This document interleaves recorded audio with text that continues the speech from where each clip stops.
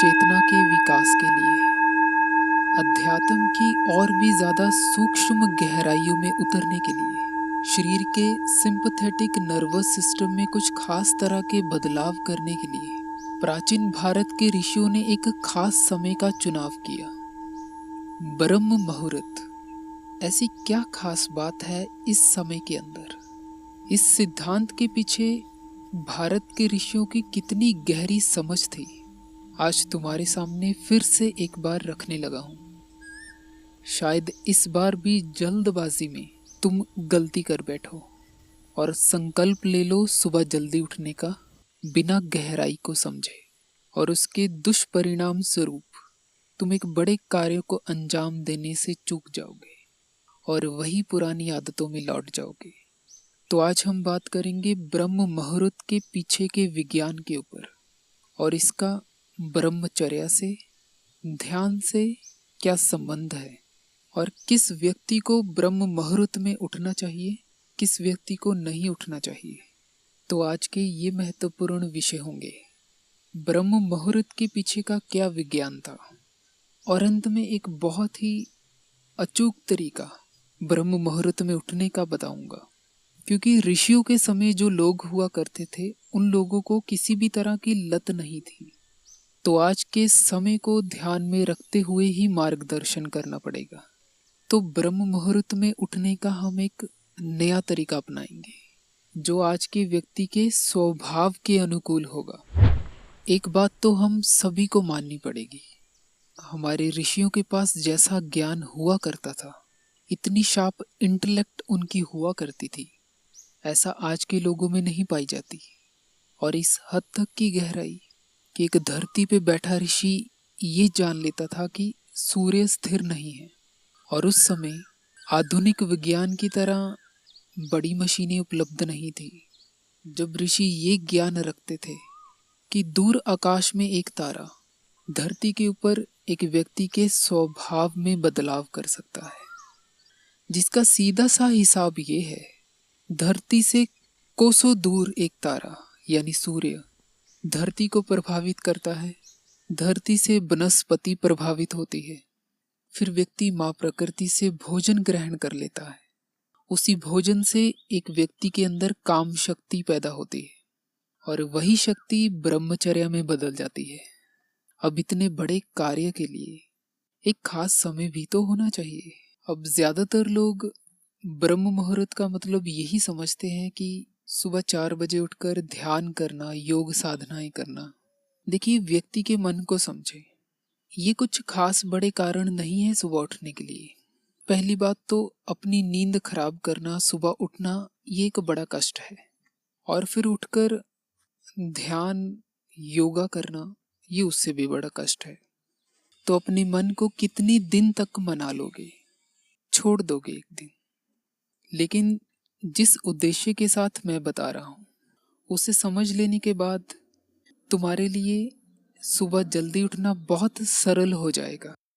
तो इस सवाल को फिर से एक बार दोहराते हैं, सुबह ब्रह्म मुहूर्त में उठने से क्या होता है? ये बात सिर्फ और सिर्फ सुबह 4 बजे उठने की नहीं है। ज्यादातर लोग एक और बात को नहीं देख पा रहे, और वो ये है, अगर कोई सुबह 4 बजे उठना शुरू करता है तो उसकी नींद कम होगी, स्लीप कोटा बहुत कम हो जाएगा। तुमने शायद आध्यात्मिक गुरुओं या ऋषियों के बारे में ये बात सुनी होगी कि वो लोग बहुत कम नींद लिया करते थे, या अध्यात्म में 4 घंटे की नींद के बारे में तुमने जरूर सुना होगा। तो अध्यात्म की ये समझ है कि नींद 4 घंटे की ही पर्याप्त है, लेकिन आज का आधुनिक विज्ञान ये कहता है कि प्रत्येक व्यक्ति को 8 घंटे तो सोना ही चाहिए। अब तुम्हारे रास्ते पे यहाँ पे मुश्किल आएगी जब आधे लोग ये कह रहे होंगे कि 4 घंटे सोना चाहिए, आधे लोग ये कह रहे होंगे कि 8 घंटे। तो अब इस बात को भी थोड़ा और गहराई से समझते हैं कि ये दोनों बातें एक दूसरे के खिलाफ क्यों हैं। अब जो बात मैं कहने लगा हूँ वो बात शायद से तुम्हें बहुत कड़वी लगे। ब्रह्म मुहूर्त में वही व्यक्ति उठने के योग्य है जो ब्रह्मचर्या करता है, जो शक्ति को संभालता है, यानी वीर्य को नष्ट नहीं करता। और एक बात, अभी मैंने ब्रह्म मुहूर्त के बारे में असल गहराई बताना शुरू भी नहीं किया, क्योंकि उससे पहले दो बातें और समझ लेनी जरूरी है। पहली तो यही कि जो व्यक्ति ब्रह्मचर्य नहीं करता वो ब्रह्म मुहूर्त में उठने के योग्य नहीं है। उसके पीछे कारण ये है, मैं उसे एक उदाहरण से समझाता हूँ। मान लीजिए एक व्यक्ति पूरा महीना जी तोड़ मेहनत करता है, महीने के अंत में उसे 10,000 रुपए मिलते हैं, उनमें से वो 7-8 का फजूल खर्चे में उड़ा देता है। तो उस व्यक्ति की भूल होगी ये कि वो 10,000 रुपए कमाता है, असल में वो 1 या 2,000 रुपए कमाता है जो उसके पास बच जाते हैं। इस उदाहरण को दिल से मत लगाना, लेकिन मैं ये उदाहरण नींद के लिए बता रहा हूं। तुम रात को सोकर ऊर्जा इकट्ठी करते हो, मान लो कि 10,000 रुपए के रूप में। अगर तुम चिंता में या सोशल मीडिया पे या और फजूल के कामों में उस ऊर्जा को खर्च करते हो तो तुमने खर्च किया 1,000 से 2,000 रुपए।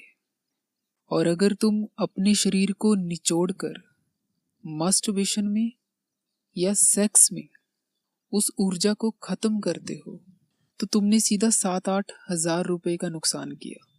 और वीर्य इतनी कीमती चीज है जिसमें पूरी ये प्रकृति मदद करती है कि तुम्हारे पास वो बन सके।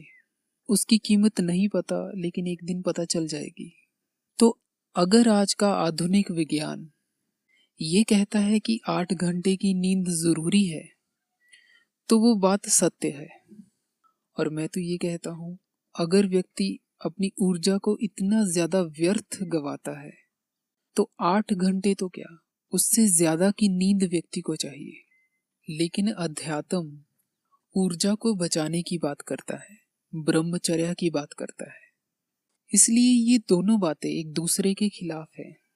लेकिन बीच की बात ये है, अगर तुम्हें इतना समझ में आ चुका है तो ही मैं मानता हूं कि तुम इससे आगे जानने के योग्य हो। तो हम थोड़ा और गहराई में जाते हैं। शुरुआत में मैंने एक बात कही थी, आकाश में दूर एक तारा व्यक्ति के स्वभाव को बदल सकता है, क्योंकि सब कुछ जुड़ा हुआ है, एक दूसरे पे निर्भर करता है। तो योग में एनर्जी बॉडी यानी ऊर्जा शरीर का जिक्र है, और हमारे चारों ओर एक एनर्जी फील्ड है, एक ऊर्जा क्षेत्र है। इसी के कारण नींद 6 प्रकार की है। पहली, बहुत इंटेंस। ये नींद मस्तिष्क के लिए, स्वास्थ्य के लिए बहुत ही लाभदायक मानी गई है। उसके बाद है थोड़ी सी कम इंटेंस, ये भी बड़ी लाभदायक है। और तीसरी, इस नींद में कुछ खास ऊर्जा प्राप्त नहीं होती, मानो तुम सोए जैसे ना सोए। चौथी जो नींद है, इस नींद में ऊर्जा वेस्ट होती है। जो 5वें किस्म की नींद है ये बहुत ही डैमेजिंग है, इसके बहुत से नुकसान होते हैं। और छठी जो नींद है ये और भी ज्यादा नुकसानदायक है, इससे बहुत सी मानसिक और शारीरिक बीमारियां पैदा होती हैं। इन 6 तरह की नींद का समय ये है। जो बहुत ही लाभदायक नींद है वो रात को 12 से सुबह 4 बजे तक ही आती है। जो उससे कम लाभदायक है वो रात को 11 से सुबह 4 या 5 बजे तक आती है। तीसरी नींद, जैसे मैंने कहा था कि जैसा व्यक्ति सोया वैसा ना सोया एक ही बराबर है। इस नींद का समय है रात को 9 से रात के 11 बजे तक और सुबह 5 बजे से सुबह 7 बजे तक। इस समय सोना भी व्यर्थ है। चौथी जो नींद है जिसमें ऊर्जा खर्च होती है बजाय मिलने के, वो अगर कोई सुबह 7 बजे से दोपहर 12 बजे तक सोता है, ये जो डैमेजिंग स्लीप है ये दोपहर 12 से शाम 4 बजे तक अगर कोई सोता है, और उससे भी ज्यादा नुकसानदायक नींद जो है वो शाम 4 से रात को 9 बजे के बीच। इससे एक बात तो स्पष्ट हो जाती है, जिससे स्वास्थ्य प्राप्त हो वो नींद रात के समय ही आती है, और वो समय है रात को 12 से सुबह 4 बजे के बीच का। अब जिस व्यक्ति को अपने भीतर की सूक्ष्मता में उतरना है, उस व्यक्ति के लिए ये बातें बड़ी कीमती हैं, जैसा कि हमारे ऋषियों के लिए थी। अब एक और जरूरी बात ध्यान से समझिए। जब स्वप्न दोष होता है वो ज्यादातर सुबह के समय ही होता है, यानी 4 बजे के बाद के समय में ही होता है।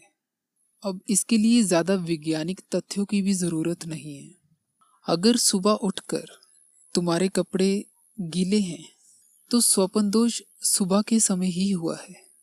रात को 12 से 3 के बीच स्वप्न दोष होने की संभावना होती ही नहीं है। तो उसके लिए अगर तुम वैज्ञानिक तथ्यों को भी देखोगे, जो नींद के ऊपर आज तक रिसर्च हुई है, जिसके ऊपर मैंने एक वीडियो में बहुत गहराई से बात की थी, विज्ञान ये कहता है सुबह होते तक नींद कम गहरी होने लगती है। अब कम गहरी नींद में ही तुम जाग सकते हो, इसलिए कई बार सपने ही जगा देते हैं और वो सपने हमेशा ही सुबह आते हैं, क्योंकि गहरी नींद के सपने याद ही नहीं रहते। अब हमें एक तरकीब की जरूरत है, क्योंकि हमारे पास अब सिर्फ ध्यान या योगा करना या कुछ आध्यात्मिक साधनाएं करने जैसा एक कारण नहीं रह गया।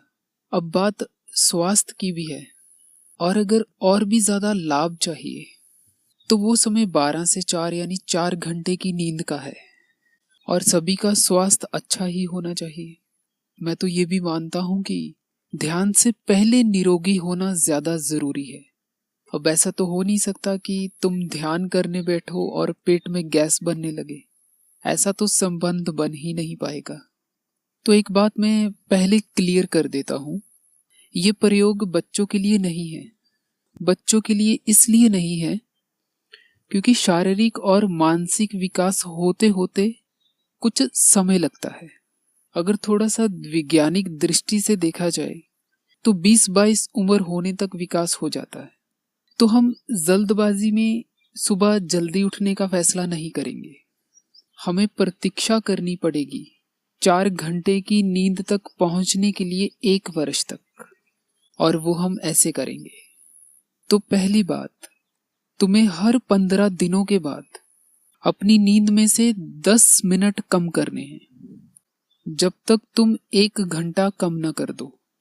1 महीने में 20 मिनट हो जाएंगे, 3 महीनों में 1 घंटा हो जाएगा, और जब पूरे 3 महीने के बाद 1 घंटा कम हो जाए, उसके आगे के महीने में कुछ भी समय कम नहीं करना है। अगर तुम 8 घंटे सोते थे तो मानो कि तुम 7 घंटे सोने लगोगे, तो आगे का पूरा महीना 7 घंटे ही सोना है, ताकि ये जो नया बदलाव है ये धीरे धीरे तुम्हारे स्वभाव के साथ ढल सके। फिर जैसे 1 घंटा कम किया था 3 महीने के अंदर, फिर यही प्रक्रिया दोहरानी है, और जब तक तुम 4 घंटे की नींद तक ना पहुंच जाओ, तो ब्रह्म मुहूर्त में उठना तुम्हें एक उपहार की तरह मिलेगा। तो वो कोई जोर जबरदस्ती द्वारा थोपी गई बात नहीं रह जाएगी।